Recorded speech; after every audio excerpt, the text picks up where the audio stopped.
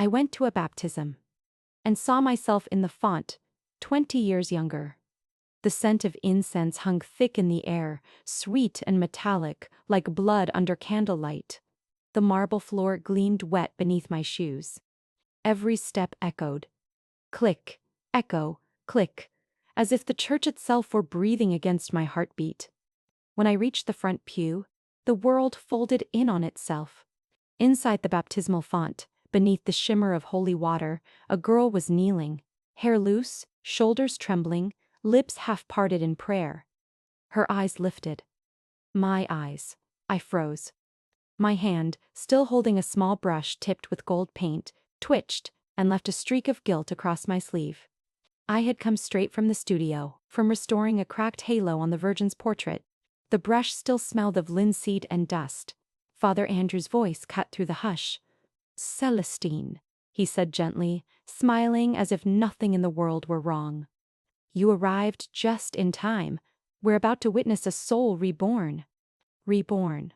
The word struck my ribs like a bell. I looked again. The young woman's face beneath the water rippled, pale, terrified, familiar in a way that made my throat tighten. A lock of dark hair clung to her cheek exactly the way mine used to when I was 20. The small birthmark below her left ear. I felt it burn on my own skin. The congregation whispered behind me. Someone coughed. Someone else murmured a prayer. I couldn't move. My knees shook so badly the brush slipped from my fingers and clattered against the marble rim, splattering gold across the holy water. Father Andrew stepped closer. "Is something wrong, Celestine?" I heard my own voice before I understood the words. "The woman in the water, that's me." He smiled again. The kind of patient smile priests reserve for fevered confessions. "Don't be afraid. Today we cleanse what should have been cleansed long ago." But I wasn't afraid. I was remembering the first baptism, the one that wasn't a ceremony but a burial. The night a secret was pressed under water and told never to surface again. The night I lost my name. The candles hissed. My vision blurred with the heat of them, and for a moment the whole sanctuary seemed to tilt, like the world was trying to pour me back into that font. My heartbeat drummed in my ears. Don't look, don't look. But I did, and she looked back. I could smell the damp linen of my sleeves, feel the sweat sliding down my spine, the rough grain of the pew biting into my palm. Every sense screamed that I was standing on the edge of something I had already lived once and never escaped. Behind me, someone began the hymn. Voices rose, soft and trembling, the Latin syllables curling like smoke around my head. Father Andrew dipped his hand into the font, the same water where my reflection, no, my younger self, waited.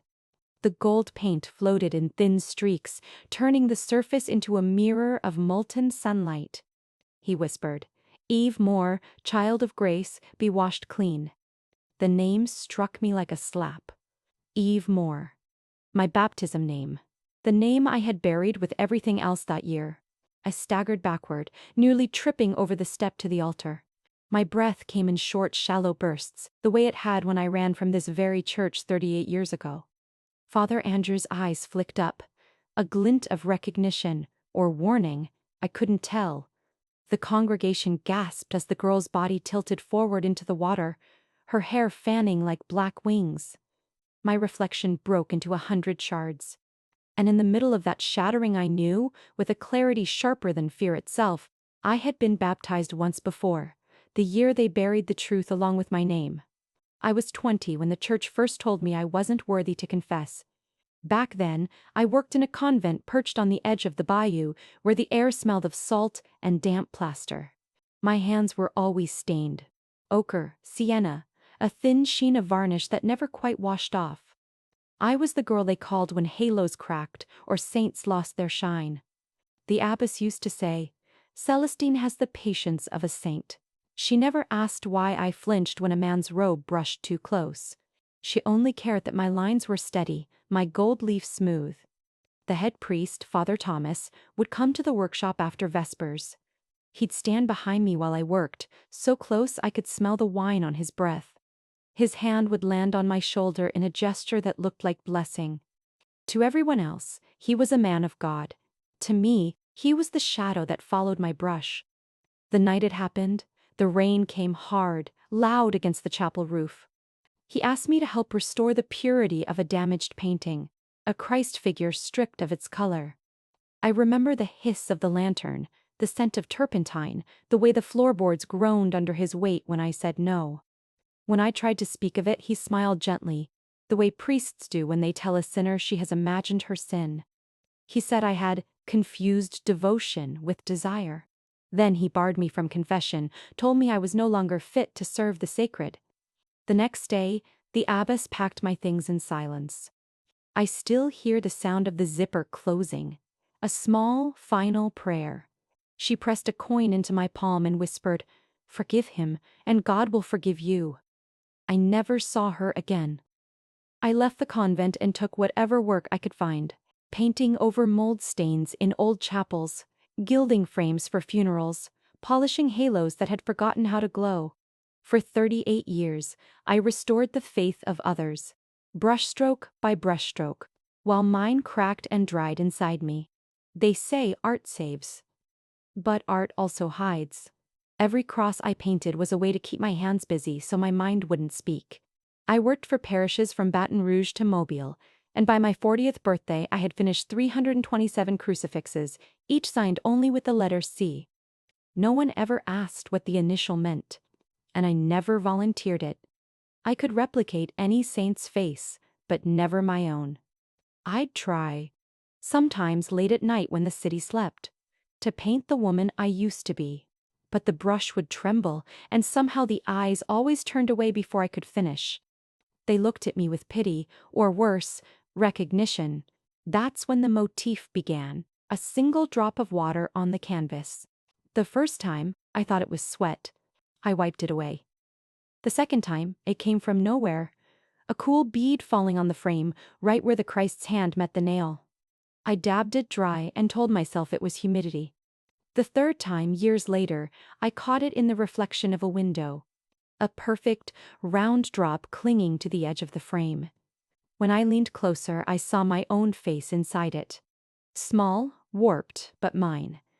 And the drop didn't fall. It just stayed there, trembling, holding me captive. People think restoration is a peaceful craft. It isn't. It's an act of resurrection, pulling the dead color back to life, forcing cracks to close where they never wanted to heal. Sometimes I'd run my fingers over the fissures in old paint, and wonder if the saints ever screamed when the blade scraped their faces clean.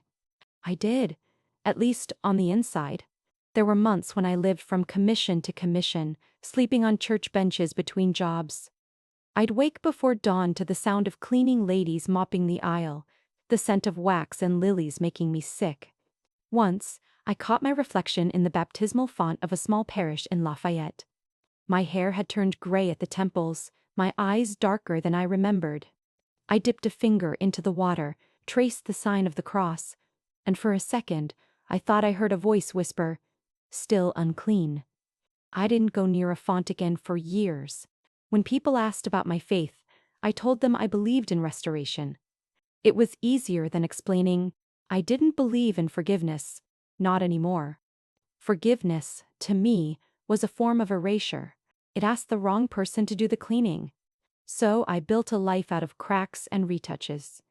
My small studio on Dauphiné Street became a kind of sanctuary for broken things. Saints missing hands, virgins with peeling robes, cherubs whose wings had flaked away. I mended them, and in return, they kept my silence. Sometimes, during the long hours of sanding and varnishing, I would speak to them. Quietly, without moving my lips. You were betrayed too, weren't you? They took your face and told the world it was holy. When the day grew heavy, I'd open the window and let the humid wind roll in. The bayou smell, thick, green, half alive, would settle over everything. And for a heartbeat, I'd imagine that the water outside could wash the years away if only I dared to step in. But I never did. The last restoration I finished before the baptism was a large mural of Saint Veronica, the woman who wiped the sweat and blood from Christ's face. They say the image of his suffering imprinted itself on her cloth. While I worked, I couldn't stop thinking. What if the imprint was reversed? What if his pain erased hers? I spent 6 months on that mural. The day it was unveiled, the bishop shook my hand and said, "You make the divine visible again." I smiled. Because that's what they paid me to do.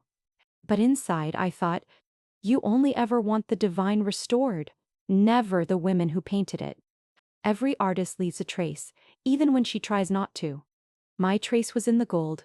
I always mixed a drop of bayou water into the paint, a private defiance against holy purity. If you held one of my crucifixes to the light, you could see a shimmer beneath the surface, as if something were trying to breathe. That shimmer became my secret language. My way of saying, I'm still here. Over the years, clients would ask for my signature touch. That glow, that warmth you give the saints. What's your secret? I'd smile. A drop of the real world, I'd say. They never understood. And yet, despite all that gold, all that careful mending, nothing inside me ever stayed fixed. The crack that started at 20 ran through every decade of my life. It curved around my ribs, split across my throat, and echoed in every silence I kept.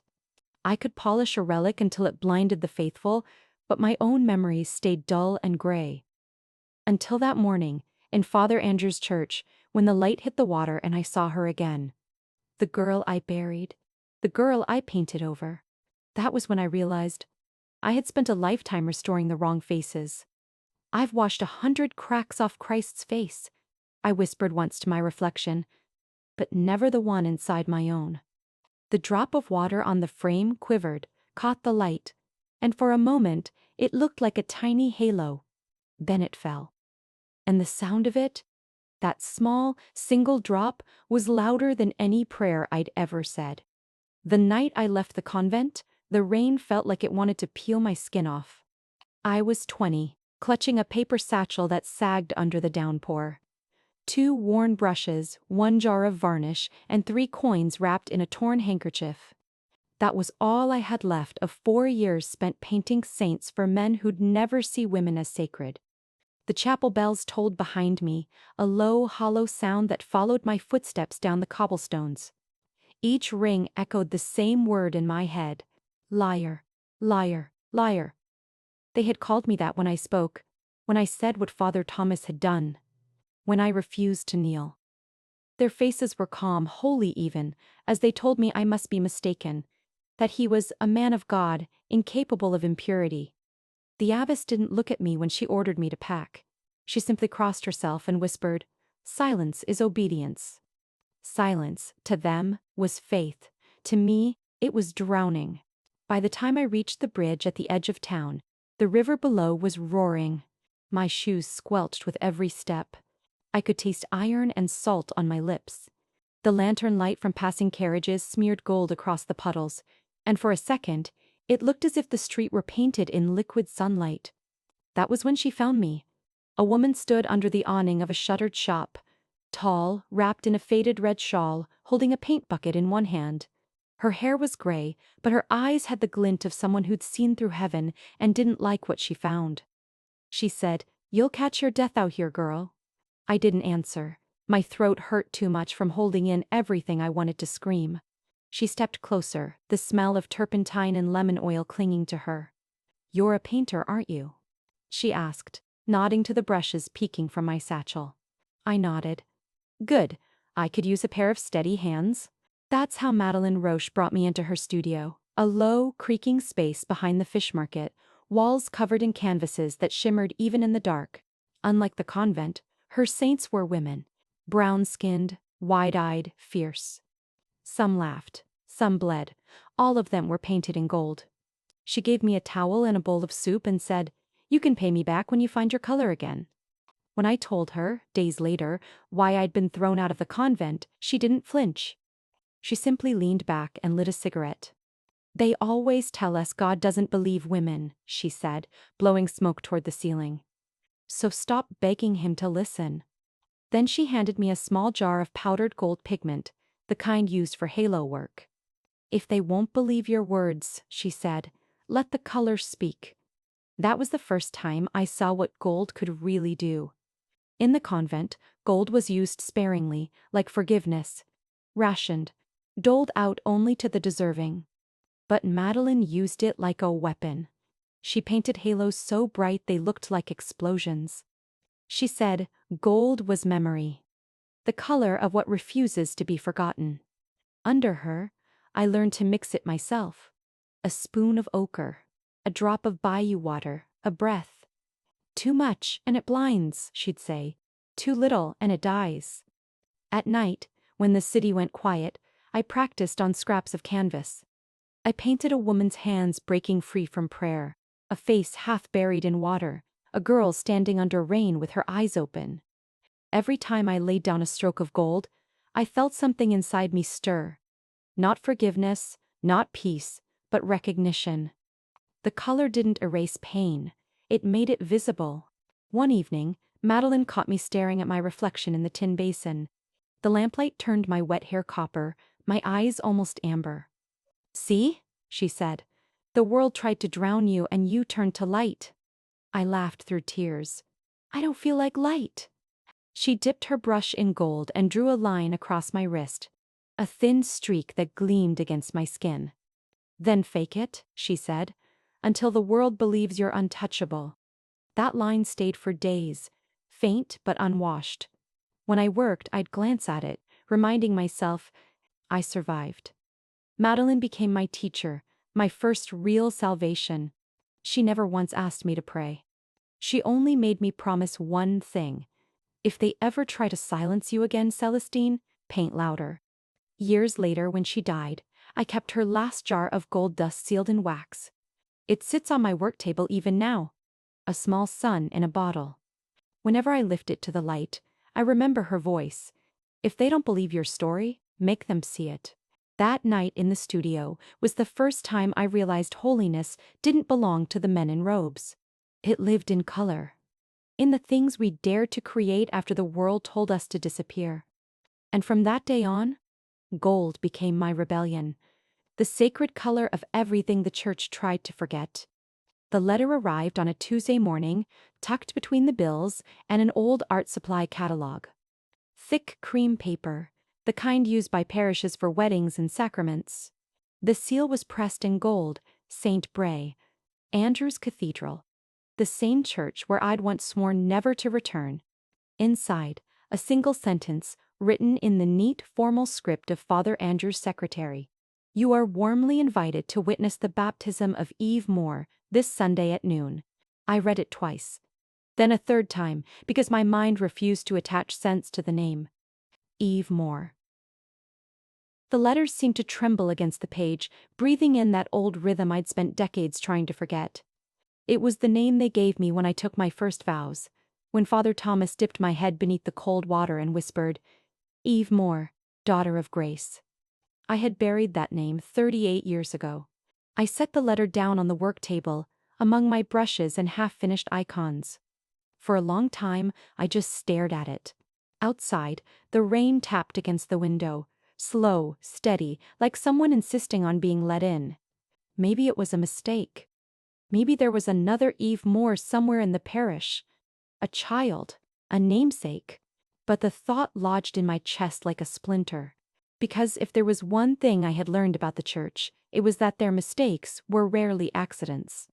That night I couldn't paint. The studio smelled of turpentine and restless air. Every canvas seemed to shimmer with faint gold even before I touched the brush. I tried to distract myself, sanded a cracked frame, polished the edges, but my hands kept drifting toward the little jar of gold dust I'd kept since Madeline's time. The light inside it pulsed like a heartbeat. When I finally fell asleep, I dreamed of the old baptismal font. Marble cold as bone, water dark as mercury. In the dream, someone whispered my name, not Celestine, but Eve, and the sound came from beneath the surface. The next morning I went to my mailbox again, half hoping for a second letter that would explain the first. There was nothing. So I decided to call the parish office. A young voice answered, cheerful, professional. "St. Andrew's, good morning." "Yes, hello," I said. "I received an invitation for a baptism this Sunday. The name is Eve Moore. I believe there's been a mistake." A pause, paper shuffling. Then, "Oh no, ma'am, that's correct. Father Andrew personally asked for your attendance. He said, your family. Family. The word tasted strange on my tongue. I hadn't been anyone's family in a very long time. May I ask, I said slowly, who was being baptized? I'm afraid the record just lists Eve Moore. Her tone softened, curious. Is there something wrong, Mrs. Moore? I'm not Mrs. Moore, I said, and hung up before my voice could break. All week, the thought gnawed at me. I found myself restoring the same small crucifix over and over, unable to stop polishing what was already bright. My brush moved without thought, tracing gold leaf in tiny spirals. The same pattern I'd once painted around the eyes of saints. By Friday, the decision was made. I would go. I told myself it was to correct the mistake, to confront whoever thought it amusing to resurrect my old name. But deep down, I knew it wasn't curiosity that pulled me back. It was fear. The kind of fear that smells like salt and old stone. The fear of being erased twice. Before leaving the studio, I slipped my gold-handled brush into my bag. Madeline's brush. Its tip was worn to a perfect point. I told myself I'd bring it to make a mark, to remind myself that I was real, that I could still leave a trace. Just in case. On Sunday morning, the sky was bruised purple over the bayou, the air thick enough to taste. As I walked toward St. Andrew's, I passed shop fronts shuttered for the Sabbath, their windows reflecting my shape back at me. A woman in gray carrying a brush like a relic. Each reflection flickered, and for a heartbeat, the faces staring back weren't mine. I thought of Madeline's voice. If they ever try to silence you again, paint louder. I touched the brush through the fabric of my coat. Its weight steadied me. The church bells began to ring. Noon. People streamed inside, dressed in Sunday brightness, their chatter rising like birds. I hesitated at the gate, staring up at the steeple that had once shadowed every fear I'd had. The letter was folded in my pocket, its crease damp from sweat. I ran my thumb over the inked name. Eve Moore. Until it smudged slightly as if trying to disappear. But names never truly vanish. They wait. And as I stepped through the doorway, the smell of incense and candle wax hit me like déjà vu. Somewhere deep in the sanctuary, I could already hear the faint splash of water being poured. I gripped the brush in my bag and whispered under my breath, if this is a mistake, let it end here.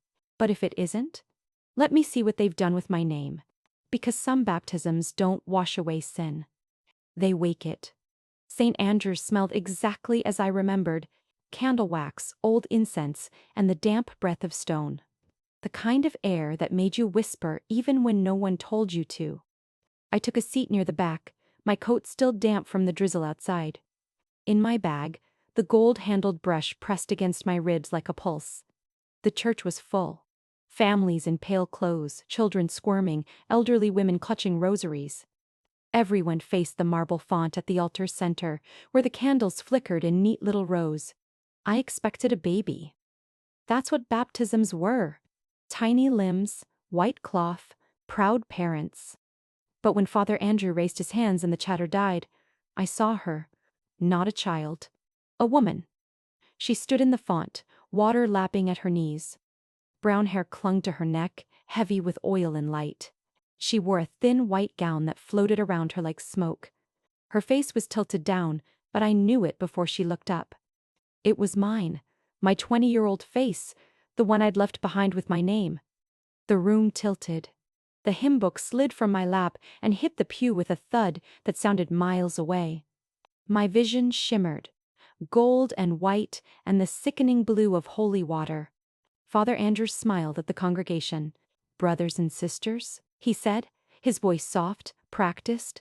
Today, we welcome back a soul that has wandered far from grace. A soul reborn. Eve Moore, redeemed from the darkness of 1987. 1987. The word cracked inside me. My breath caught.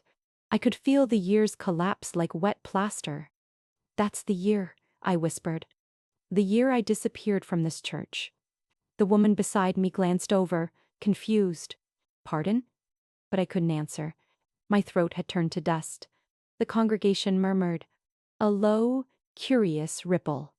Some leaned forward, craning their necks to see the girl in the font. The light from the stained glass windows fell directly on her face, bleaching every color except the gold of the candle flames reflected in her eyes. My eyes. Father Andrew dipped his fingers into a silver bowl and let the drops fall through his hand. The sound of water hitting water filled the silence. Plip, plip, plip, plip. Slow and steady, like a clock counting the seconds until something broke. He raised the bowl over her head. Eve Moore, he intoned, child of light, cleansed from the sin that once silenced you. May the Lord receive what the world forgot. I stood. My knees shook. Stop, I said, barely audible. No one turned. He tipped the bowl. The water cascaded over her hair, her shoulders. She gasped, not with joy but pain. And then, as if the air itself rejected the act, a single drop arced outward, flew across the aisle, and struck the back of my hand. It burned. Not like heat, but like acid made of memory. I watched a pale mark bloom there, a small circle of red. I pressed it against my coat, trembling. Father Andrew looked up. Our eyes met across the sanctuary. His expression did not change. If anything, he looked satisfied. Behold, he said, his voice rising, the cleansing of a soul long divided. A hum spread through the pews. Words like miracle and rebirth hissed between lips. The organ started. Soft, reverent. My heart slammed against my ribs. I took a step forward. Who is she? I demanded. Who is that woman? Several heads turned. Father Andrew's smile never wavered. She is you, Celestine, the part that sought forgiveness. The room went still. I felt every gaze crawl over me, pinning me to the floor like a specimen. He continued, we are made whole today. The sin of falsehood is washed away. The eve of 1987 has come home. Falsehood. Washed away. The phrases landed like stones. The burn on my hand throbbed harder. I wanted to shout that it was a lie, that the only thing being washed was the truth itself, but my tongue felt too heavy. The girl, my ghost, my reflection, lifted her head. Water streamed down her face. For an instant our eyes locked, and I saw fear there. Recognition. She opened her mouth as if to speak, but Father Andrew laid his hand on her crown. She went still. Something inside me snapped. I pushed past the pew, my shoes scraping the marble. Someone hissed, "Ma'am, please." But I kept moving. The candles blurred into streaks of light. My reflection rippled in the font beside hers as I reached the altar rail. "Father Andrew," I said, my voice breaking, "you can't baptize someone with my name. I'm not dead." He lowered the bowl, face calm, almost pitying. "This isn't about death, Celestine. It's about redemption." I stared at him. Whose redemption? Yours or mine? For the first time, his smile faltered. The silence stretched, thick as smoke. Then he said quietly, "Some things must be erased so the rest may shine." The choir began to sing again, drowning my breath. The girl stepped out of the font, dripping, trembling. A white cloth was wrapped around her shoulders. She didn't look at me as they led her away. Maybe she couldn't. Maybe she wasn't real enough to. I stayed there, the water gleaming at my feet. A single golden streak floated on the surface. My paint, from the brush that had spilled days before. It caught the light, trembling like a vein of sunlight trapped in dark water. That was when I understood. Someone wasn't cleansing my sin. They were cleansing my memory. And the name they had resurrected, Eve Moore, wasn't a mistake at all. It was a warning. Because I was watching my own past being baptized and buried. A second time, I pressed my burning hand to my heart and whispered, "They're not washing away guilt. They're washing away proof." For 2 days after the baptism, I couldn't eat. The burn on my hand blistered and faded, leaving a pale circle like a watermark, a scar shaped exactly like the rim of the silver bowl Father Andrew had held. I kept touching it, as if my skin might still tell me what it meant. The newspapers called the event, "A Miracle at St. Tast Andrews." The parish newsletter ran a photo, Father Andrews smiling, the newly baptized woman wrapped in white, her eyes downcast. Beneath it, a caption, Eve Moore, the redeemed soul of the forgotten faithful. Forgotten faithful. They made it sound holy, but I knew what it really was. A theft. That night, I went back to the church. The gates were locked, but the side door to the archives wasn't. I knew that because I had painted its frame 20 years ago, gold leaf edging the carved angels so they'd catch the candlelight during vigils. The hinge still creaked the same way when it opened. Inside, the air was thick with dust and incense. Rows of old ledgers lined the walls, spines cracked, and labels faded. I pulled one at random, Baptisms, 1978-1992. The pages smelled of mildew and ink. I traced my finger down the names, and there it was. Near the bottom of the 1987 list, Eve Moore. Status, incomplete. File, sealed by order of the clergy. My stomach clenched. I flipped to the back, where notes were sometimes scrawled. A single line, written in red. Soul transferred to Ritual of Atonement. Proxy for Celestine M. Proxy. Like I was a ledger entry being corrected. My name was written not as a person, but a sin-needing substitution. For a moment, I couldn't breathe. The candle I'd lit flickered and hissed, its flame bowing low. Then I saw the next page, newer ink, same handwriting. Eve Moore. Reinstated 2025. Ritual complete. The same ceremony I had witnessed. They hadn't baptized a woman. They had resurrected a record. Something inside me shifted then. A click, small but final, like the sound of a lock finding its key. I thought of all the women who'd passed through these doors. The ones whose names were scrubbed from parish books when they spoke too loud, or loved the wrong way, or refused to kneel. I remembered their faces. The widows who donated altar cloths, the girls who sang in the choir until their bellies showed. Each one vanished from record, replaced by a new soul of redemption. This wasn't a miracle. It was a system. And I had been its prototype. I sat on the cold floor, the ledger open on my knees, and whispered to the dark. If I stay quiet again, they'll bury me twice. The candlelight trembled on the stone walls, making the gold leaf shimmer faintly, little ghosts of light fluttering like wings. Madeline's words echoed in my head. If they don't believe your story, make them see it. I looked down at my blistered hand. The faint ring gleamed under the light. The mark of their baptism. Their claim, and I thought, no more. At dawn, I went home, unlocked the cabinet where I kept my tools. The gold-handled brush lay inside its velvet case. I hadn't used it in years, not since Madeline died. The handle was smooth, darkened from age, but when I touched it, a warmth spread up my arm like memory. It used to paint holiness. Now it would paint truth. The next evening, I returned to the church again, this time through the main door. The sanctuary was empty except for the faint echo of the organ in the distance. I knelt, not to pray, but to test the wall behind the altar, still damp from the recent repainting. They had covered the cracks with fresh plaster. Perfect canvas. I opened my satchel, dipped the brush into a jar of thick gold pigment, and began to write. Not saints, not halos, words. My name. Each stroke trembled at first. C-E-L-E-E, but steadied as I went. I wrote slowly, deliberately, the way one restores a lost inscription on a tomb.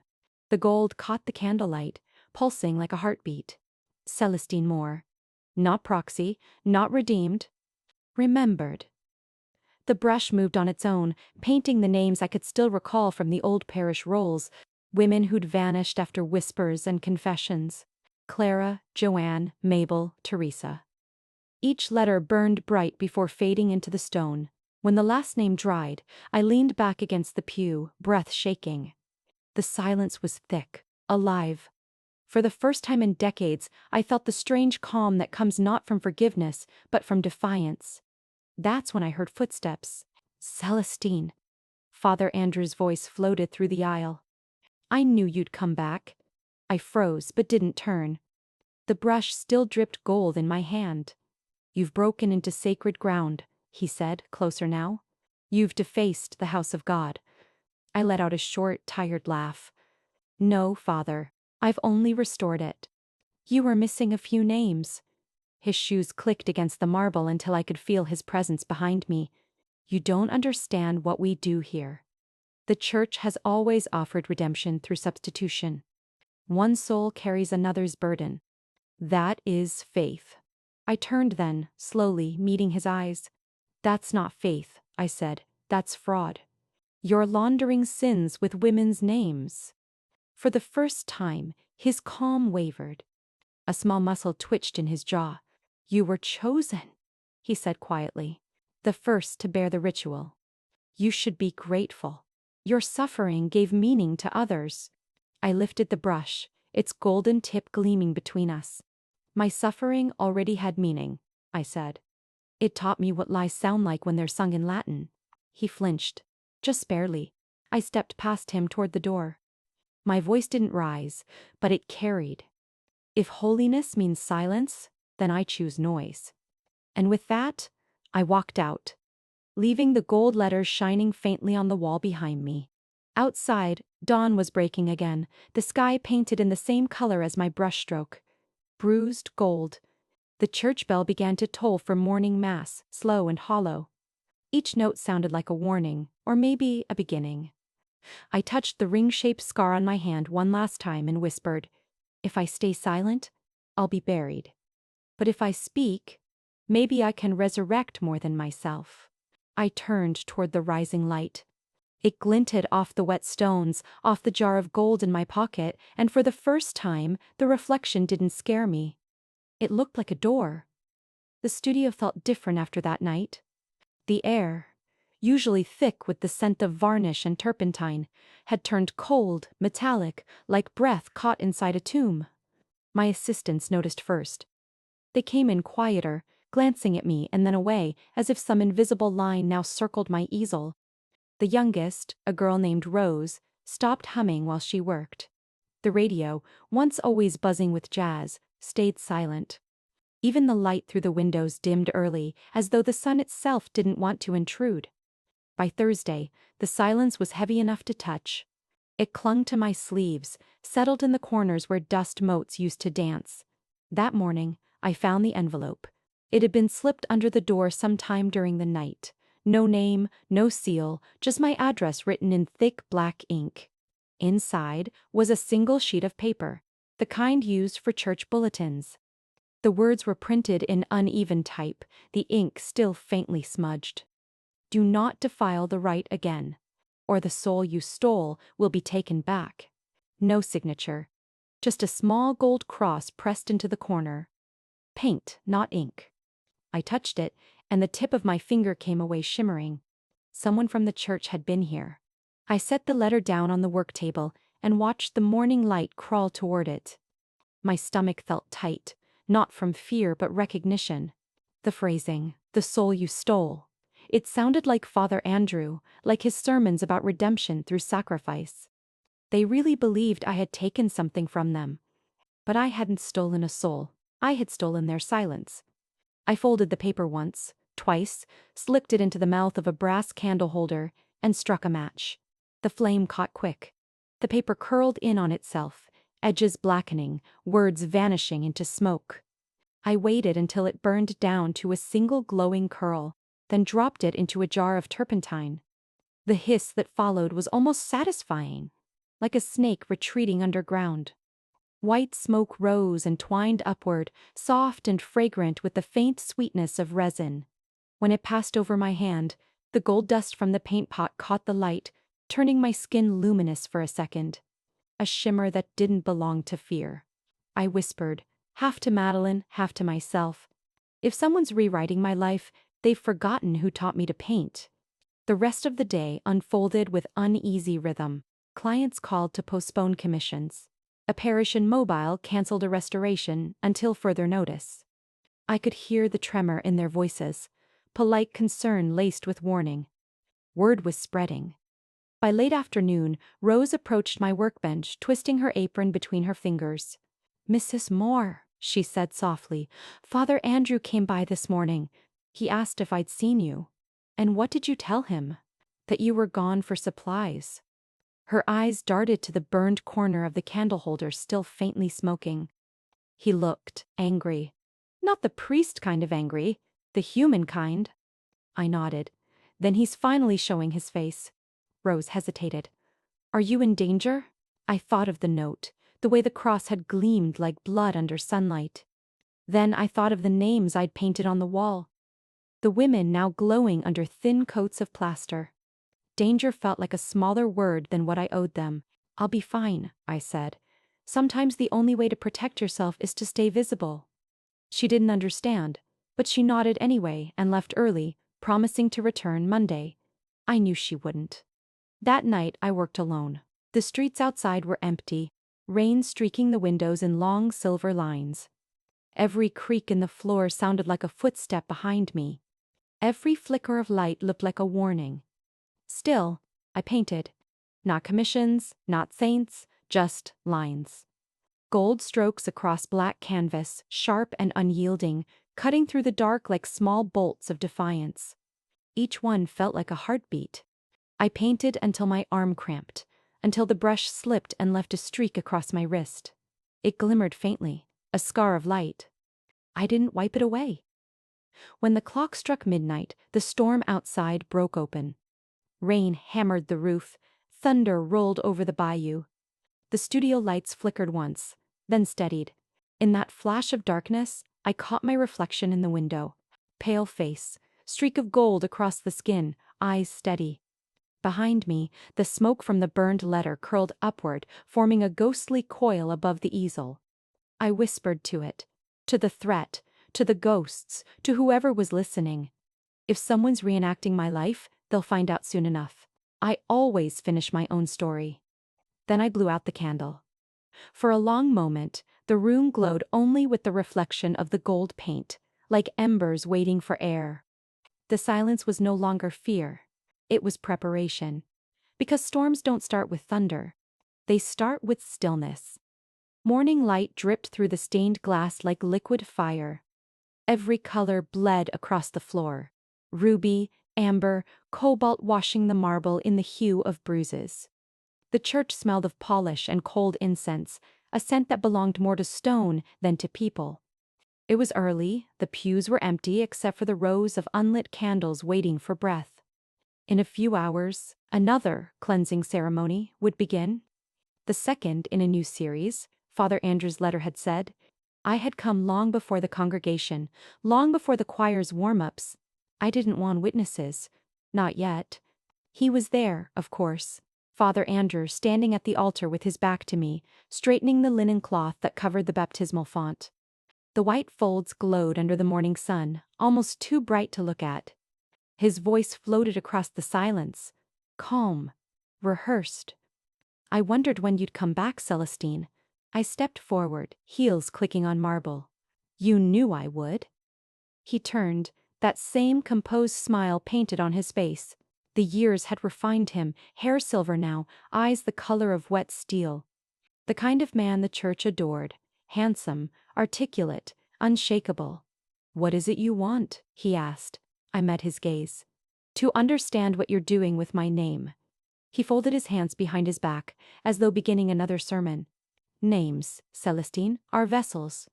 Yours was cracked long ago. The ceremony restores what was lost. You should be grateful. Grateful? My voice echoed too loud, a tremor bouncing off the walls. You resurrected a lie and drowned the truth inside it. You were dead before God, he said softly, almost with pity. Eve Moore is the one who found redemption. I laughed, a sound that startled even me. Redemption? You built a stage out of my grave. You turned me into a ritual. He didn't flinch. I offered you sanctity. I took your shame and made it holy. The words landed like stones. My shame, his holiness. It was always the same equation. I walked closer to the font, feeling the chill of the marble seep through my shoes. The linen cloth hid what lay beneath, but I could smell the faint mineral scent of holy water. See the shimmer of light moving under the fabric. What's under there? I asked. The symbol of renewal, he said. Something we prepared for the ceremony. You'll appreciate the artistry, I think. His tone, patronizing, confident, hit the same raw nerve it had 30 years ago when another priest told me to confess to a sin I hadn't committed. Show me, I said. I don't think. Now. He hesitated, then gave a small smile, still defiant even at the end. When he reached to lift the cloth, I moved first. My hand shot out, gripping the edge of the linen, and with a single pull I tore it away. The bowl of the font gleamed in the sunlight. The water inside was still, perfectly clear until the motion of the fabric rippled through it. That's when I saw what lay at the bottom, a silver mirror, round, polished, engraved with a name. My name. The reflection trembled, one face above the water, one beneath. Mine now, lined, tired, and mine then, young, pale, unscarred. Two women staring at each other through a sheet of holy water. For a moment, time fractured. I was 20 again, kneeling in the same church, hearing the same words, "You are cleansed." Only now I saw the lie in them. I turned to him. "You put this here?" He clasped his hands together. "It's tradition. The mirror symbolizes rebirth. The old self watches the new one rise." "And you call that faith?" "I call it order." I felt the anger begin in my chest. A low, dense heat that spread outward. Quiet, but absolute. "You've stolen something that isn't yours," I said. "You've taken every woman who ever stood in this place and rewritten her into your story." "Not stolen," he corrected. "Preserved. We give them a cleaner history." That did it. The calm snapped. I reached out, seized the rim of the bowl, and with one sharp motion tipped it over. Water spilled across the altar, rushing down the marble steps, splattering our shoes. The sound was louder than thunder in that empty church. The mirror clattered against the floor and spun, catching the light until it stopped at my feet, half in shadow, half in gold. Father Andrew gasped, stepping back. "What have you done?" "I'm taking my reflection back," I said. He bent to grab the mirror, but I was faster. I pressed my heel over it, pinning it to the stone. The surface shook beneath the pressure, the two faces blurring into one molten smear. "Celestine," he said, his voice sharpening, "you don't understand what you're playing with. There are covenants older than you. The ritual must continue." "Must?" I spat. "For who? For God, or for the men who built their altars on our silence?" He took a step toward me. I could see the pulse jumping in his throat. "You think rebellion will free you? It will damn you again." "Then damn me properly," I said, and pressed harder. The mirror cracked. A hairline fissure split the silver spiderwebbing outward until the reflection fractured into 1,000 shards. The sound, soft, final, was almost beautiful. Father Andrew stared at the fragments, his composure faltering for the first time. "You've desecrated a sacrament." "No," I said quietly. "I've corrected it." I bent down, picked up one broken piece. The edge caught the light, throwing a streak of gold across his cassock. In that reflection, he looked smaller, almost human. He whispered, "What are you trying to prove?" I met his eyes. "That no one gets to resurrect me except me." He shook his head, disbelief turning to something darker. "You can't undo the right. The record is written." "Then I'll write over it." From my coat pocket, I pulled the gold brush, Madeline's brush, the one I'd used to paint my name on the wall. Its bristles still shimmered faintly. He frowned. "You wouldn't dare." I dipped it into the puddle of spilled water, mixed with dust and flecks of gold leaf from the altar, and traced a line across the cracked stone. The bristles hissed against the marble. "Celestine Moore," I wrote, steady, deliberate. "Alive." The water shimmered, the letters glowing faintly before seeping into the cracks like veins of light. Father Andrew watched, stunned. "You're profaning holy ground." "No," I said again. "I'm reclaiming it." A bell rang somewhere in the distance. The call for morning mass. Footsteps echoed from the vestibule. Voices, laughter. The first parishioners were arriving. Father Andrew turned toward the door, panic flashing through his face. "They can't see this," he hissed. "Leave now, before you humiliate yourself further." I straightened. brush in hand, and smiled for the first time. Humiliation is your word, father. Truth is mine. He reached out as if to grab my arm, but I stepped aside. The movement sent one of the broken shards skittering across the floor, slicing the hem of his robe. He stared at the cut thin red, spreading like a wound. The choir's opening notes drifted through the air. Kyrie eleison. Lord, have mercy. I whispered. Mercy has to be earned. He stood frozen as I turned and walked down the aisle, my wet shoes leaving gold-tinged footprints on the marble. People began to enter, bowing their heads as they passed him. No one saw the mirror shards glittering at his feet. Outside, the light was blinding. The bells kept ringing, echoing through the streets. I could still feel the cold water seeping through my skirt, the smell of incense in my hair, the sting on my palm where I'd held the mirror too long. But beneath all that, beneath the fear, the exhaustion was something else. A pulse. A beginning. I looked back once through the open doors. From this distance, Father Andrew was just a figure standing in shadow. The altar glowed behind him, gold bleeding into white, the faint letters I'd written shining like a secret only the stone could keep. They didn't come for me with torches. They came with whispers. By Monday, the parish bulletin carried the headline in small, polite italics, "Local restorer suffers breakdown. During Mass, investigation underway." The article quoted Father Andrew, who called me a woman in spiritual distress. He said I had confused the symbolic with the literal, and that my attachment to certain relics bordered on idolatry. Within days, the story spread through every corner of the community. The radio host who used to praise my restorations called the incident a tragic case of a mind undone by guilt. The neighbors stopped waving. Children stared when I passed, then were pulled quickly away by their mothers. And one by one, my clients began to vanish. The calls came quietly. "We've decided to postpone the commission. Mrs. Moore. The bishop wants to review the iconography before we continue. We just need to protect the sanctity of the church, you understand." By the end of the week, every contract was gone. The studio turned into a tomb of silence. Dust gathered on unfinished canvases. The gold leaf dried and curled in its booklets, edges lifting like paper tongues. Even the bayou wind seemed to avoid my windows. I tried to paint, but my hands shook. Not from fear. From fury. Each time I lifted the brush, I saw their faces in the paint. The abbess who told me silence was obedience. Father Thomas's shadow. Father Andrew's steady, pitying smile. All of them cloaked in righteousness, all of them erasing women's voices with the same gentle precision I used to mend cracks in old paint. And now they were erasing me. The final blow came 3 nights later, in the form of a phone call. "Celestine?" The voice was hoarse, trembling. It took me a moment to recognize it. "Madeline's. Madeline, it's late." I couldn't wait. "I saw the news." She coughed, the sound deep and wet. "They're saying you attacked a priest." I told the truth. "They don't care about the truth," she rasped.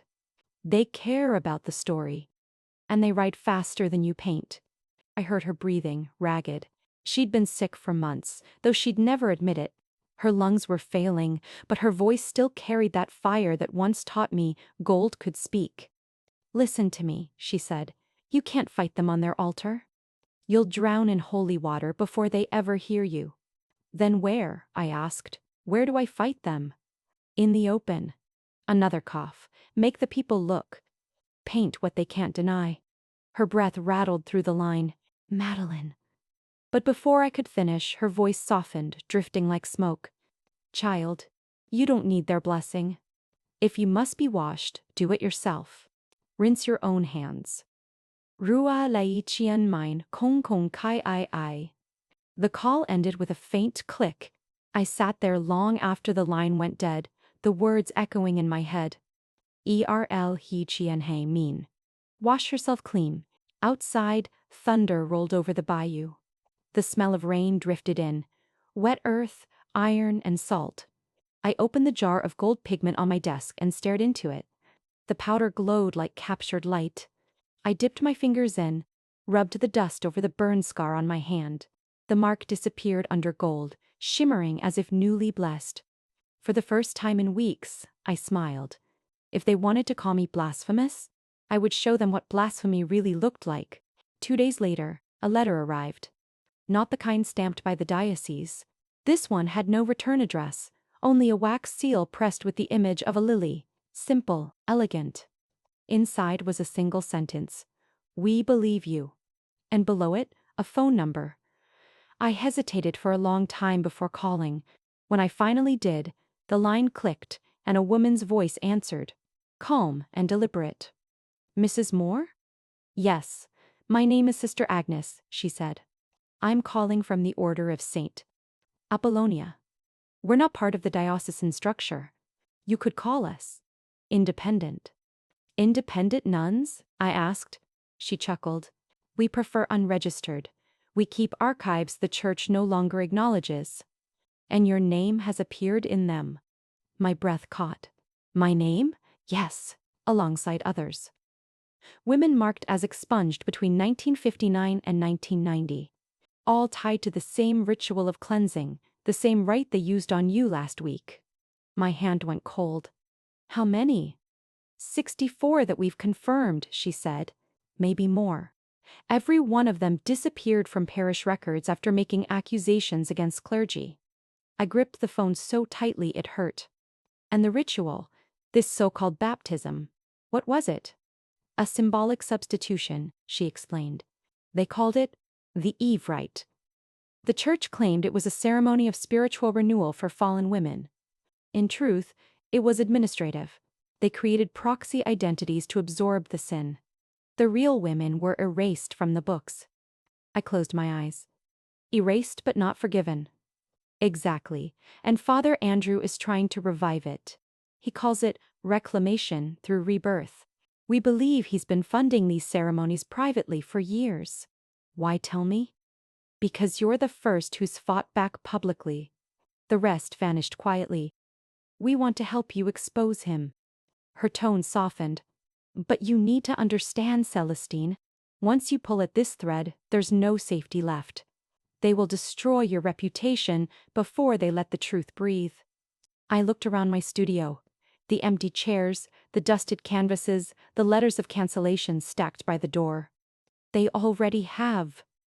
There was silence on the line. Then you're one of us." That night, I met them in the basement of an abandoned rectory on the edge of the city. No habits, no rosaries, only plain clothes, sharp eyes. There were 8 of them, mostly women older than me.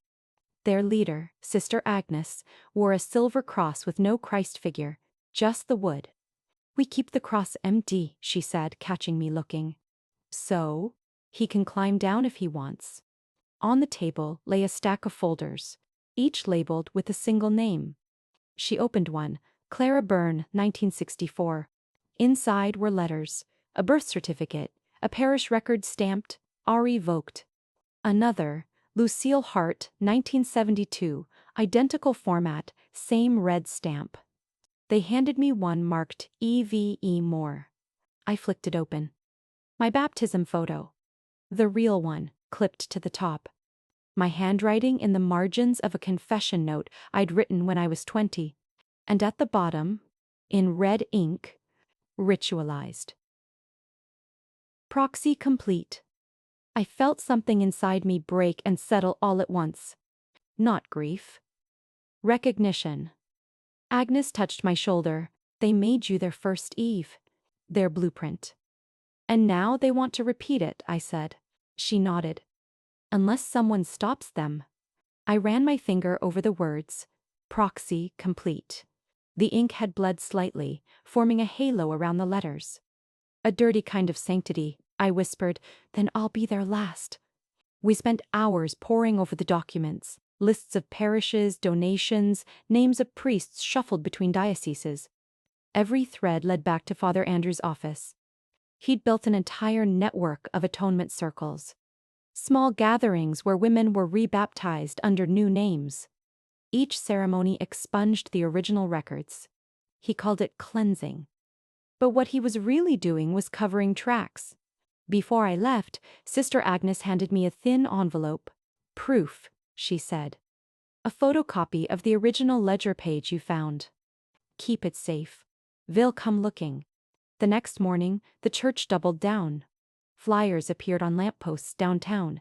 "Pray for Celestin Moore, the lost soul who defied God." A journalist from a religious paper called to request an interview. I agreed. But when the article came out, my words were twisted into headlines. "I see my younger self in the water," says delusional artist. Even the art community turned its back. Invitations to exhibitions vanished. My name became a warning whispered in studios. "Don't get involved, she's cursed." But I wasn't cursed, I was cornered. And cornered things learn to fight. Late one night, as I sorted through the copies Sister Agnes had given me, I heard a knock at the door. Soft, measured, 3 taps, a pause, then 2. I opened it to find no one there. Only a small wooden box resting on the step, wrapped in twine. Inside was a single object, a tarnished crucifix, and a note written in an unfamiliar hand. "We are watching. You cannot wash away the chosen sacrifice." My hands trembled as I lifted the crucifix. The back had been carved with initials. E.M. My initials. It wasn't fear that hit me then. It was understanding. Father Andrew wasn't just defending a ritual. He was protecting a legacy. One that required me to stay buried so his faith could stay pure. I set the crucifix on my table, beside the burned letter, the gold brush, and the files of the erased women. Each item shimmered faintly under the lamp, like relics of an unholy museum. I whispered Madeline's last words again. "Wash yourself. No one else has the right." Then I dipped my brush into the jar of gold and drew a thin line across the crucifix, covering the carved initials until they gleamed. When it dried, I flipped it over and scratched a single new word into the metal. "Witness." By dawn, I had made up my mind. If they wanted to call me mad, let them. If they wanted to paint me as unholy, I'd give them an image they couldn't forget. Because somewhere inside the vaults of that church were 64 names waiting for light. And I still had gold. I went back to the church at night. Not the sanctuary this time, but the archives buried beneath it. Sister Agnes had given me an old key, one she said would fit more locks than it should. The keyhole resisted, then gave with a sigh, and the smell hit me first. Dust, wax, and something faintly sweet. Old paper dying slowly. I stepped inside. The only light came from a single candle I'd brought, its small flame dancing against rows of shelves stretching into darkness. The walls sweated salt. Water from the bayou seeped through the stone, leaving veins of white on gray. I moved slowly, the way you do when the air itself feels like it's listening. Each label I passed was a year. 1960, 1973, 1984. Time alphabetized. The boxes were stacked by parish and tied with rosaries, a ritual of binding. I pulled one down, fingers trembling. The beads clicked like teeth. Inside were ledgers, thin, brittle pages filled with names, dates, neat columns of baptized, confirmed, absolved. The handwriting was immaculate, each loop perfect, as if God himself had done the accounting. Until I noticed the red lines.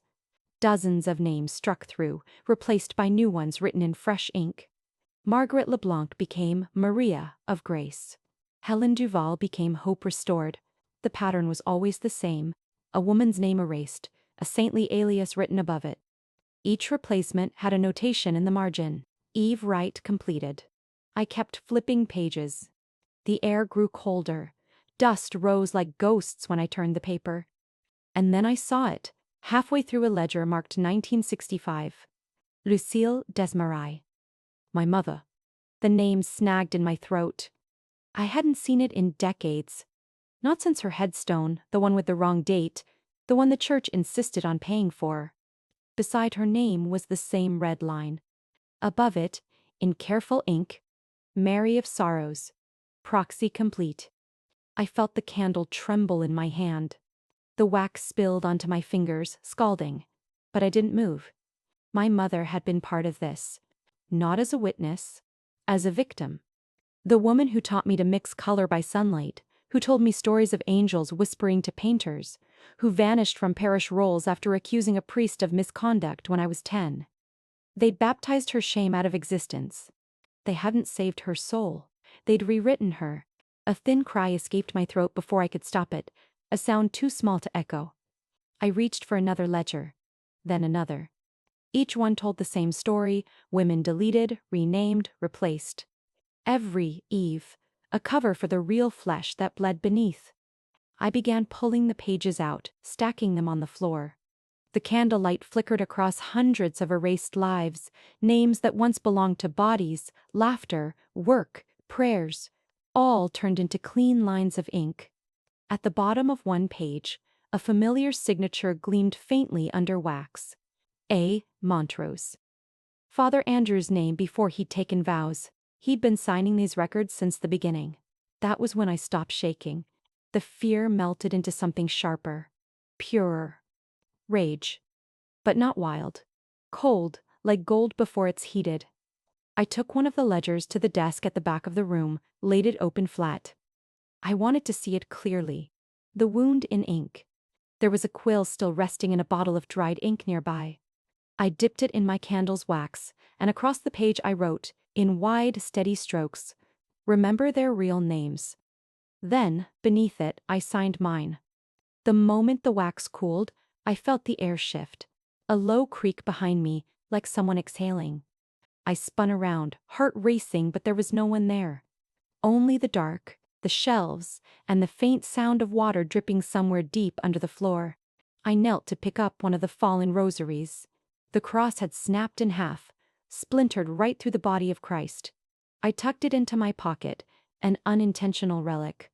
When I turned to leave, I saw what I hadn't before, etched faintly into the arch above the exit, words in Latin, half worn away. Aqua non solvit culpam. Aqua delet nomen. Water does not dissolve sin. Water erases the name. I stood there a long time, whispering the translation, until the meaning sank deep enough to burn. That was the truth of their ritual. Not absolution, but annihilation. Not cleansing, but rewriting. They had used the holiest element on earth not to forgive, but to forget. When I stepped back into the night, the air was thick with the scent of rain. My shoes left wet prints on the steps. The candle had burned out halfway up, leaving smoke curling from my hand. I didn't care. I carried the ledger under my coat, pressing it close to my chest like a child. The ink bled onto my skin through the fabric, dark smudges over my heart. In that moment, everything fit. My own baptism. The mirror. The girl in the font. It wasn't redemption they sought. It was control. They wanted to own the stories of women, to wash away the ones that didn't fit their scripture and replace them with something saintlier, quieter. My mother. Me, and all the others. They hadn't baptized us into faith. They'd baptized us out of history. Back in the studio, I laid the ledger open on my work table. The candlelight trembled over the names. I brushed a thin line of gold across my mother's, Lucille Desmarais, letting the pigment settle in the grooves of the ink. It glowed softly, defying the red line that tried to erase it. My reflection shimmered in the wet gold, and for a moment, I saw her face beside mine. Not young, not old, just real. Present. I whispered, "You're remembered." Then I dipped my brush again and painted one more line across the page, bright and deliberate, sealing the truth. Because now I knew. They weren't cleansing souls. They were cleansing history. I didn't sleep after the night in the archives.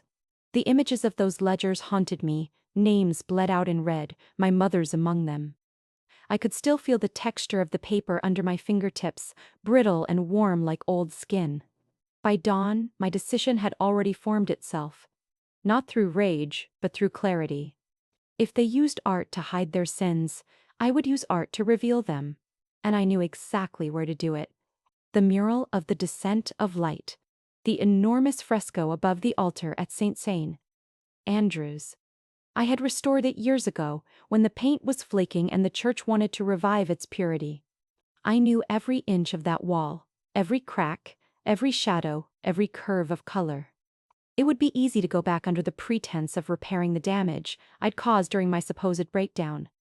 After all, even scandal has its uses when guilt needs cleaning. So when Father Andrew announced a grand festival of renewal for the coming Sunday, inviting the entire diocese, I volunteered for the restoration. He looked wary but intrigued. "You wish to serve again?" I nodded, calm. "If I must atone, let me atone through my craft." He studied me for a long moment, perhaps imagining submission. "Very well," he said, "but I'll expect progress reports." He had no idea what kind of progress I meant. For 2 weeks I worked inside the church under the pretext of restoration. The space was empty most mornings, only dust motes drifting in the light and the faint smell of old polish. I moved scaffolding, brushes, and pigments back into place, as I had done hundreds of times before. But this time, the jars of paint I mixed were not for erasing cracks. They were for resurrection. Every night, after the custodians left, I climbed the scaffolding with my gold-handled brush and a box of carefully mixed pigments, blends of copper, ochre, and powdered gold. Beneath each layer of approved restoration, I painted a face, quietly, one at a time. Faces from the ledgers, women whose names the church had erased. Some I remembered from the files: Clara, Joanne, Teresa. Others I imagined: mothers, daughters, girls who'd been told their voices were too loud for holiness. I didn't paint them in obvious lines. They lived within the shadows, the folds of robes, the clouds that framed the descending light. At first glance, the mural looked the same: angels, doves, radiant beams. But when light shifted at a certain angle, faint outlines shimmered underneath. Eyes, cheekbones, half smiles emerging through gold dust.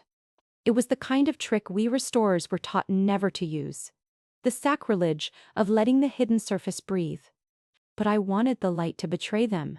I wanted the truth to appear not by my hand, but by illumination. Each night I worked, I whispered their names as I painted: Lucille, Clara, Maria of Sorrows, no, Lucille Desmarais. Eve Moore, my mother's name, came last. I painted her at the very top, in the highest arch of the mural, behind the halo of the Virgin. Not as a saint, as a witness. Her gaze met the descending light head-on, unflinching. By the 10th night, my arms ached, my fingers cramped, but the wall began to change. Under candlelight it pulsed faintly, gold breathing beneath white. The air around it shimmered with a presence that felt both holy and human. It was as if the wall itself remembered. On the last night before the festival, I stood alone before the finished mural. The scaffolding cast long shadows across the pews. Rain pattered on the stained glass, breaking the colored light into fragments across the floor. I dipped my brush one final time and traced a thin line of gold along the lowest border of the fresco. Not decorative. Declarative. A single sentence written so faintly that only the light would ever read it. If God looks, he must see all of us. When the line dried, I stepped back, heart pounding. For a moment, I felt Madeline beside me. That smoky laugh, the smell of turpentine and lemon oil. I could almost hear her saying, "Good girl. Let the color speak." I looked down at my hands. They were coated in gold dust, the same shimmer that once meant obedience. But tonight, it meant rebellion, power, truth. For the first time, I whispered, the gold isn't to hide, it's to reveal. I pressed my fingers to the cold marble, leaving a faint print, a mark of proof. On Sunday morning, the church was packed. Banners hung from the balcony, candles lined the aisles, cameras from the diocesan press crew gleamed like eyes. Father Andrew stood radiant at the altar, arms raised in welcome. "Today," he declared, "we celebrate renewal, rebirth, the washing away of sin." I stood quietly among the choir, wearing a plain gray shawl. The congregation's murmurs rolled like tidewater. My brush rested in my pocket, warm against my palm. When the sermon ended, the lights dimmed. He gestured to the mural behind him. "The descent of light, freshly restored. "Behold," he said, smiling, "the purity of divine grace reborn." I took a slow breath. The technician flicked on the new spotlights, brighter and whiter than any candle. The beams hit the wall, and for an instant the colors gleamed as usual, soft blues, pearly whites. Then the temperature of the light shifted. A subtle change in tone, the one I'd calculated exactly. And suddenly, the wall moved. Under the flood of gold-tinted light, the hidden faces appeared, one by one. Dozens of them. Eyes, mouths, hands. Faint at first, then clearer, until the entire fresco rippled with the emergence of women's faces. Some serene, some weeping, all staring outward. The congregation gasped. A child cried. The faces were everywhere. In the clouds, the wings, the folds of the Virgin's robes, their gaze met the crowd with quiet, unbearable knowing. Not angry, not accusing. Just seen. Father Andrew froze, mid-blessing. His smile faltered, hand still raised in benediction. "What?" he began. I stepped forward from the choir, my voice steady, amplified by the hush. "If God sees, he must see all of us. Every name you buried, every face you tried to erase. You called it purification, I call it disappearance." Gasps spread through the pews. Some stood, others whispered. A few crossed themselves. Father Andrew's voice broke into the noise, sharp with panic. "Turn off the lights." But the lights didn't go out. The technician stared at the wall, transfixed. Even he couldn't look away. I raised my hand, gold dust still on my fingertips. "You told me gold was sacred," I said. "You were right. But holiness was never yours to own." The silence that followed was electric, not reverent, but awakening. The kind that precedes truth. When I walked out of the church later, the air outside was thick with murmurs, shock, disbelief, awe. Some called it a miracle, others a scandal. I didn't care which. The mural was still there, shining even in daylight, the faces faint but unerasable. I looked at my hands one last time. They still glowed faintly, flecks of gold in every crease. For the first time in my life, I didn't wipe them clean. Because now I understood. The gold was never meant to cover the cracks. It was meant to catch the light. The morning of the festival felt too bright.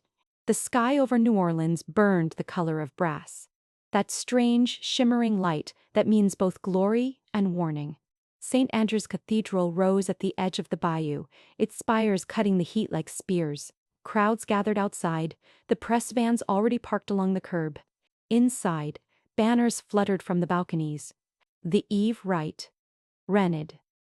It wasn't just a celebration. It was propaganda. And I was done being their symbol. When I stepped through the doors, the air inside felt thick with perfume and expectation. Reporters stood near the back with cameras poised, parishioners fanned themselves with hymn sheets. The altar gleamed. Polished marble, freshly anointed with oil. Above it, my mural, The Descent of Light, loomed, newly restored. Father Andrew had insisted on unveiling it during the service, claiming it as proof of divine favor.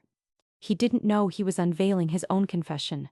The gold shimmered faintly under the morning candles, calm and waiting. I took my seat near the front pew, the one reserved for donors. My gray shawl hid the gold dust on my wrists, the faint marks from nights of painting. The gold-handled brush rested in my coat pocket, a secret relic. When Father Andrew entered, the congregation rose. His robes were white-threaded with scarlet, the color of authority and danger. He smiled, spreading his hands wide. "Brothers and sisters," he said, "today we renew the covenant of faith. The Eve Rite is our reminder that no soul is beyond redemption." I felt the words coil through the crowd like smoke. No soul beyond redemption, except the women they erased to prove it. He turned toward me. "And we welcome back Mrs. Dish. Celestine Moore," he announced, whose restored mural now shines as testimony to God's forgiveness. The crowd clapped politely. Flashbulbs popped. Forgiveness. That word again, the one they used like bleach. The choir began to sing. Father Andrew moved to the baptismal font, the same one I had overturned. The marble had been cleaned, the water refilled. He dipped his fingers into it and raised them to the air. As he spoke, his voice grew rhythmic, rehearsed. In this water we wash away impurity. In this light we renew the sacred. The congregation murmured, Amen. And then the lights changed. The technicians switched on the hidden spotlights I had calibrated myself. Beams of pale gold cut across the altar, striking the mural overhead. The angels glowed, the robes shimmered, and slowly, imperceptibly, the wall began to move. At first, it looked like nothing, just the shift of paint under heat. But then the faces began to rise. One by one, soft at first, eyes opening within the folds of the Virgin's robe, lips forming beneath the clouds. Dozens of women emerging from the gold. Gasps rippled through the pews. Someone cried out, Look! A child pointed upward. Mama, who are they? The music faltered. The choir stopped singing. The air changed. Dense, electric. The mural glowed brighter, the hidden layer of gold catching fire under the white beams. Father Andrew froze. His hand, still raised in benediction, trembled. He turned toward the wall and saw his secret looking back at him. The faces multiplied. Lucille, Clara, Teresa, my mother's eyes above the Virgin's halo. Their gazes merged into a single, searing light. The paint itself began to ripple as if the wall had turned liquid. Someone screamed. The congregation surged back. Cameras flashed wildly. Reporters shouted questions. What's happening? As the air filled with heat and color, the light from the mural poured down the altar like water, staining the marble gold. Every face I'd painted now shimmered between shadow and fire.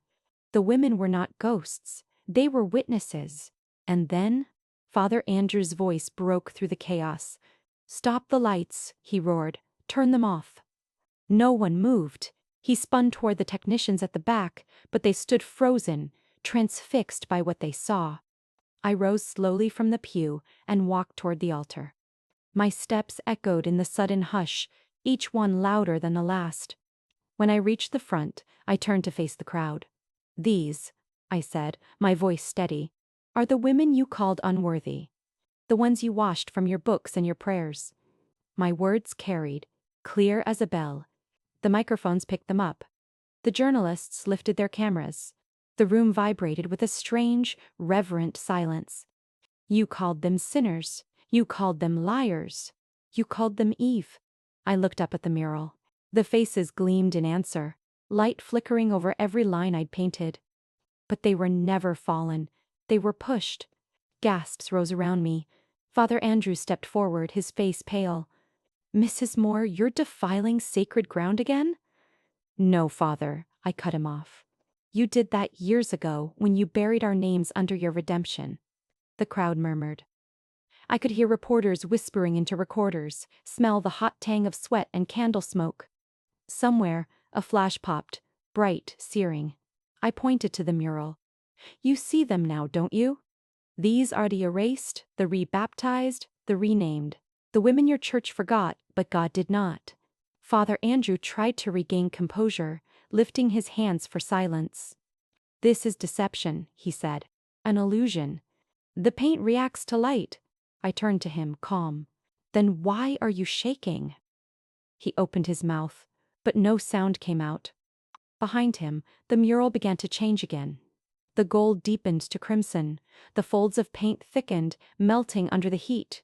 It looked as if the fresco itself was bleeding. And then, the halo around the Virgin began to drip. Streams of red gold paint slid down the wall, like blood mixed with light. The congregation gasped, stumbling backward. A woman fainted. Someone crossed himself violently. It's a sign, I heard whispered.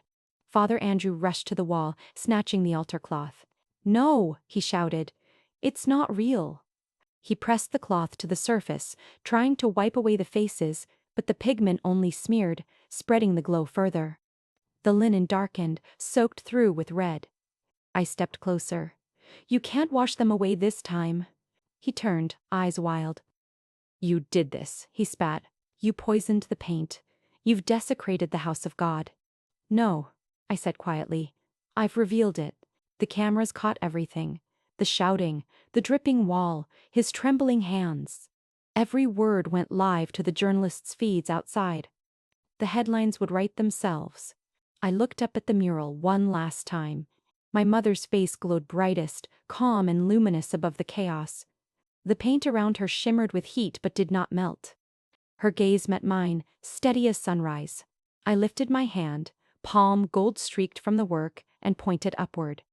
These are the women you called sinners, I said. And my voice cracked, then strengthened.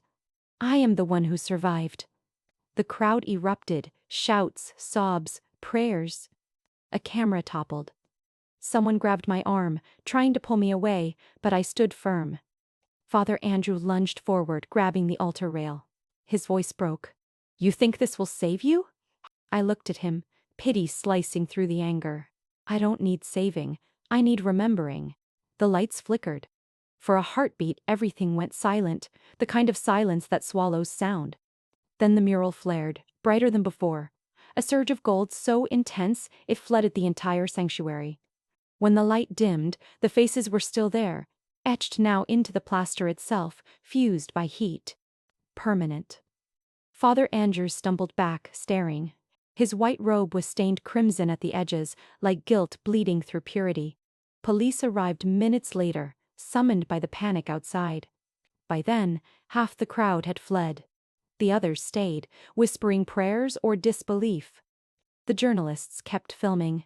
The story had already left the room.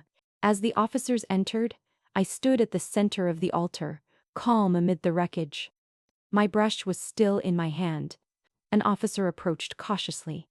Ma'am, are you hurt? I shook my head.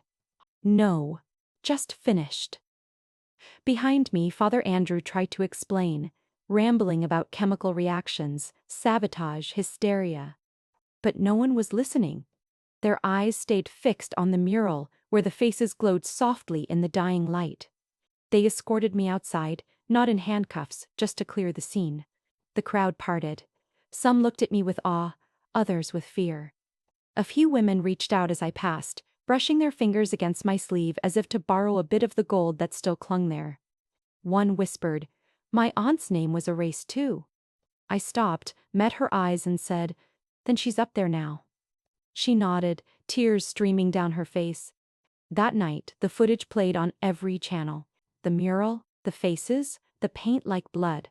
The headline read, "Heoli, Fire or Heresy?" The Golden Witness of St. Andrews. Commentators debated miracles. The diocese issued a statement calling it an unfortunate act of vandalism. But no one could deny what had been seen. Every frame showed the same thing. Women's faces, radiant in the light, and amid it all, one soundbite repeated on the news, my voice, clear over the chaos. These are the women you called sinners. And I am the one who survived. By midnight, I sat alone in my studio. The gold brush lay on the table beside the crucifix I had remarked "Witnesses." The air smelled of turpentine and rain. Outside, the church bells rang for evening prayer, faint and distant. I looked at my reflection in the window, tired, streaked with gold, alive. My mother's face flickered there too, as if the mural light had followed me home. I whispered to her, to them all, "You're remembered now, every one of you." And then, almost without thinking, I dipped the brush into the jar of pigment one last time and wrote across the windowpane in small, deliberate strokes.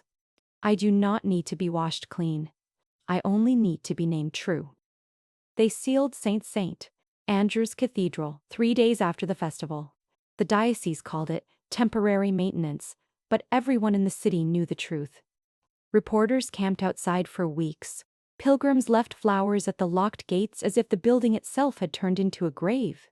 And maybe it had, because for once the walls had spoken, and what they said could never be painted over again.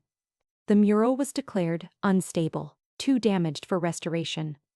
They said the heat from the lights had fused the pigment into the plaster. But I knew better. It wasn't fire that sealed those faces there. It was memory. The kind that refuses to fade. No one ever took the mural down. They simply locked the doors and left it inside, glowing in the dark. I left the city soon after. I packed only what mattered: a few brushes, jars of pigment, the ledgers Sister Agnes had saved. Everything else I abandoned to the dust.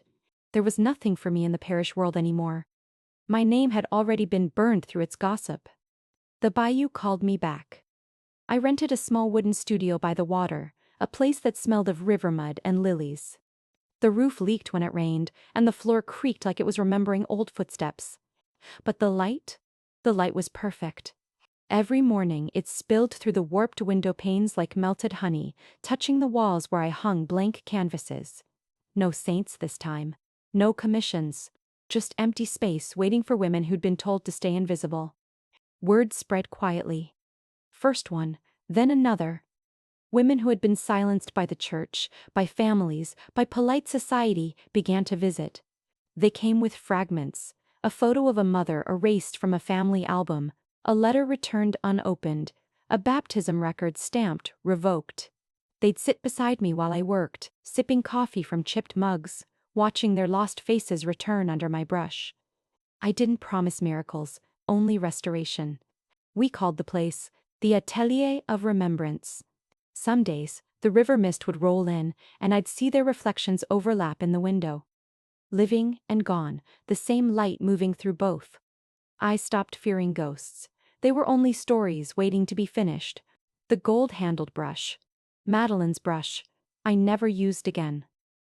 Its bristles had hardened from age, its handle darkened with time and the oils of my hands. It had painted truth into a lie, and that was enough for one lifetime. Instead, I mounted it in a small frame of glass and cedar, hung just above my work table. Beneath it, I had a silversmith carve a single line into the plaque. Dipped once, remembered forever. Every woman who came through the studio read it aloud at least once, as if tasting the words. They always smiled after. One afternoon, Sister Agnes visited. Her hair had turned completely white. Her eyes still held that wry light of someone who'd seen too much and stopped apologizing for it. She brought me a small envelope, a newspaper clipping. "Thought you might want this for your records," she said. It was from the New Orleans Gazette. The headline: "Former priest under investigation for record tampering." Below it, a photo of Father Andrew, head bowed, leaving the courthouse. The article said investigators had found irregularities in parish archives across 3 dioceses, unaccounted baptisms, falsified confessions, hidden donations. The case was ongoing. I folded the clipping once, then slid it into the back of a ledger. I didn't need proof anymore. The wall in St. Andrew's was proof enough. Agnes looked around the studio, at the unfinished portraits, at the women talking softly near the door. "You've built yourself a church," she said. "Without a pulpit," I replied. She smiled. "The best kind." Before she left, she touched the frame that held the brush. "Madeline would be proud." "I know," I said. Sometimes I still hear her telling me to paint louder. Evenings are the quietest. When the river turns gold in the dying sun, I sit by the open window with a cup of tea and listen to the slow rhythm of oars cutting through water. The studio hums with the day's residue: laughter, paint fumes, low radio music. I've learned that freedom doesn't arrive like a storm. It settles, grain by grain, in the small acts of choosing your own silence. Some nights I light a candle beneath the framed brush. The flame flickers, catching on the gold letters. In its glow, I swear the bristles seem to tremble, like they're remembering every face they ever revealed. I whisper the same prayer. Not to God, but to the women whose names I carry. You are seen. You are remembered. You are home. The river answers with a soft lap against the dock. I take that as amen. I still paint. Not for forgiveness. Not for commissions. Just for the simple joy of watching color breathe. Sometimes, in the last light of evening, I dip a brush into gold, just a little, and add one line of brightness to whatever I'm working on. Not to hide a flaw, but to remind myself of what gold truly means. Because gold, I've learned, is not the color of purity. It's the color of survival. It's what fire leaves behind when it refuses to destroy. And every time that light catches on the canvas, I feel something like peace. A year has passed since the morning. The walls of St. Say. Andrews spoke. The church remains locked, its gates rusting, ivy curling around the stained glass. The newspapers moved on months ago. The story became legend, softened by retelling. Some call it a miracle. Others still call it blasphemy. I call it a beginning. The River Studio has grown into something larger than I ever imagined. What started as a quiet refuge has become faith repair. Atelier. A small classroom with sunlight spilling across every table, the smell of oil and linen instead of incense. We restore what the world tried to erase. Women come from far towns and parishes, bringing paintings that were once condemned. A Madonna with too dark skin, a saint with a broken halo, a mother's portrait hidden under a coat of white. Together, we clean the surfaces, one brushstroke at a time. The work is slow, reverent in its own way. Not prayer, but presence. I tell my students, we're not fixing holiness. We're repairing memory. The old baptismal font from Saint. Andrew sits in the center of the room now. It took 4 men and a borrowed truck to bring it here. The marble still bears faint gold stains, traces of the day, the paint melted down the altar. I could have polished them away, but I didn't. Instead, I filled the basin with water and planted white water lilies. Every morning, the flowers open to the sun. Every evening, they close again. Their reflection wavers on the ceiling, turning the whole studio into a pool of light. The women love them. They call it the Holy Garden. I don't correct them. Maybe it is, just not the kind the church would recognize. Sometimes, when new students arrive, they look at me with that hesitant mixture of awe and pity. The same look people give a survivor they've read about. I let them. I've learned that myth can be a gentle armor. On the first day of class, I always start with the same exercise. I hand each woman a cracked panel, fragments of old icons collected from abandoned chapels. Find what's left, I tell them, and make it visible again. They scrape away dust, uncover lost colors, steady their hands. There's always a moment when one of them gasps softly. The instant a hidden face reappears beneath centuries of grime. That sound, that breath of recognition, is my favorite part. It's the sound of resurrection, the real kind. Last week, during a break, one of the younger women, Elise, 22, quiet voice, sharp eyes, lingered by the basin of lilies. She was staring at the old marble, tracing her finger along the carved rim. "Is it true," she asked, "that this was the font from that church?" I nodded. "It's seen more baptisms than I can count, and at least one rebellion." She smiled shyly. "Do you still believe in baptism then? After everything?" The room fell still. Brushes paused midair. Even the lilies seemed to listen. I looked at her. At all of them. Women of different ages and stories, each carrying her own quiet scar, and felt something soften in my chest. "Yes," I said at last, "I do." They waited. "As long as the person who lowers me into the water," I added, "is me." Laughter rippled through the room, light and sudden. Someone clapped. The tension broke, replaced by something tender, electric, the relief of being seen. That night, after everyone left, I sat alone beside the basin. The lilies floated still, their petals glowing faintly in the lamplight. I touched the surface of the water, and for a moment, the reflection rippled. One face, then 2. Mine, and my mother's. Her features shimmered just beneath the surface, the way they had in the mural before the light flared. Not as memory, but as continuation. I whispered, "You were right to speak. They only feared the sound." The water settled. The reflection merged. Peace, quiet and full, expanded through me. Not the kind promised by forgiveness, but the kind born from truth finally having somewhere to live. A few weeks ago, the diocese sent an emissary. A young priest with careful manners and an envelope stamped with the bishop's seal. He said they wanted to commission a new work of art for the reopening of St. Siena. Andrews. "We believe," he said, "the incident last year was a tragic misunderstanding. The church wishes to extend reconciliation." Reconciliation. Another word that smelled like bleach. I smiled politely. "Tell the bishop I'm retired from miracles." He blinked, confused. "Then what should I tell him you do now?"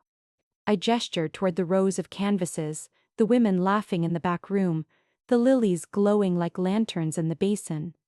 "Restoration," I said, "the living kind." He didn't understand, but he nodded and left. That was fine. Some truths aren't meant for every ear. Spring deepened. The river rose with rain. Each morning, mist rolled across the water like breath, and the atelier filled with the scent of damp lilies and turpentine. We finished our first exhibition in April, a small show titled "What Was Lost." Dozens came. The local paper wrote that the art felt like confession without apology. One visitor, an elderly nun with kind eyes, touched the frame of an unfinished piece and whispered, "It's been a long time since I saw Faith look like this." I smiled. Faith hasn't changed. Only who's allowed to hold the brush? She nodded, tears catching the light. Sometimes I walk outside at dusk, when the river turns to bronze. Fireflies rise from the reeds, the studio windows glow warm behind me.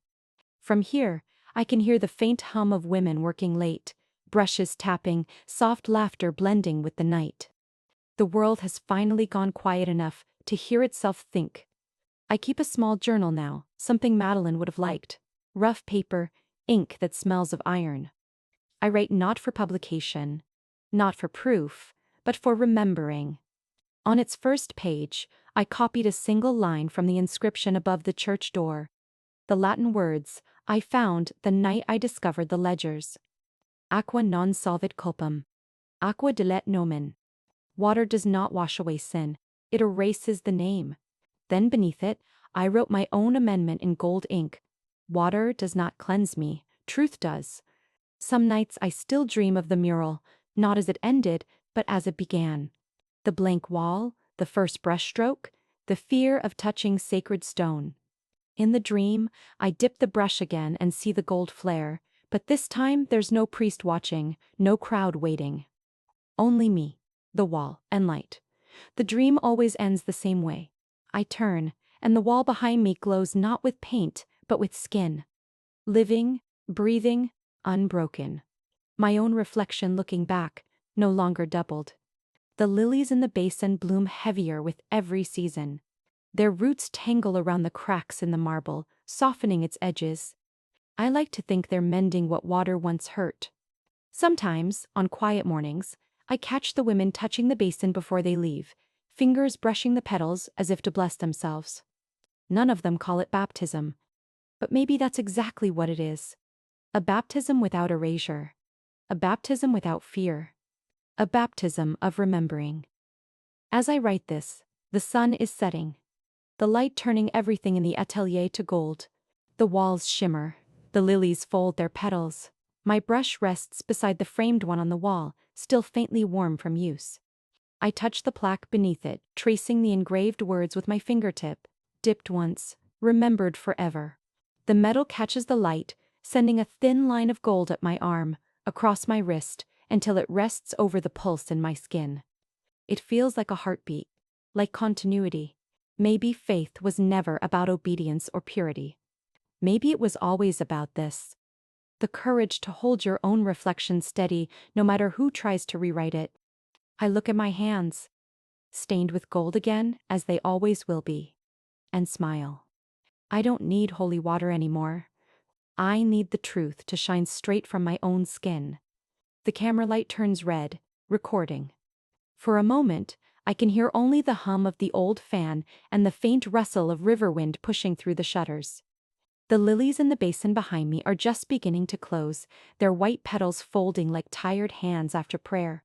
I take a slow breath. My voice has changed since that day in the cathedral. Rougher, lower, but steadier. It's the kind of voice you earn after surviving your own silence. I look straight into the lens. If one day you see someone trying to wash their name off the page of history, Don't stay quiet. Because maybe what they're drowning isn't just themselves. Maybe it's a part of your own memory too. The words hang in the air, soft but heavy. The lilies sway in the reflection of the light, their shadows trembling against the wall. I lean forward, elbows on the table. You might think your story is too small to matter, I say. But that's how they win. By making you believe silence is safety. It isn't. It's the slowest kind of death. My hands are still speckled with gold dust from today's work. I hold them up to the light, watching it glint in the grooves of my skin. See this? I whisper. Once upon a time, they told me gold meant holiness, that it belonged only on saints. But I learned something better. Gold is just light that refused to die. Behind the camera, one of my students adjusts the focus. She's nervous. I smile to reassure her. This isn't confession, I tell her. It's continuation. She nods. The red light blinks again. Maybe you've never been erased, I continue. Maybe your name has always stayed on the record, your story clean and intact. But look around. Somewhere, there's a woman who isn't so lucky. Someone whose words were rewritten, whose pain was turned into a lesson for someone else's salvation. I let the pause stretch long enough for the silence to fill in the rest. Don't pray for her, I say softly. Listen for her. And when you hear her, speak. I stand, walk to the old baptismal font at the center of the studio. The camera follows. The lilies float quietly, their stems tangled in light. I trail my fingertips across the water. People think baptism is about purity, I say. But it's really about memory, about who gets to remember you and how. Every time I touch water now, I don't think of forgiveness. I think of reflection. Because water doesn't keep secrets, it just waits for you to look. I cup a handful of water and let it slip through my fingers. The ripples catch the lamp glow, turning my reflection into gold. If they tell you to forget, I whisper, remember harder. I walk back to the table, sit down again, and meet the lens once more. Share this story, I say. Tell it to someone who's been told to keep their head down, to stay quiet, to move on. Maybe she's your sister. Maybe your mother. Maybe she's the girl you used to be. A smile tugs at the corner of my mouth. Small, real. Because out there, somewhere, someone is still underwater, waiting for a sound. Any sound. To remind her she's still alive. I can feel my throat tighten, but I keep my tone steady. You don't have to save her. Just make enough noise so she knows the surface still exists. The fan hums. The camera whirs softly. I can hear the river beyond the window. Slow, eternal. I reach for the framed brush on the wall behind me, the one in the cedar box. The engraved plaque catches the light. Dipped once. Remembered forever. I trace the words with my thumb. You know? I say half to myself. I used to think faith was something you found in churches. But now I think it lives in the act of remembering, of refusing to let someone's truth stay buried. I set the brush down gently. Outside, thunder rolls far away, the promise of rain. The lilies tremble at the vibration. I smile, because I know what comes next. The first drop, then the flood, then the calm. I look back into the camera one last time.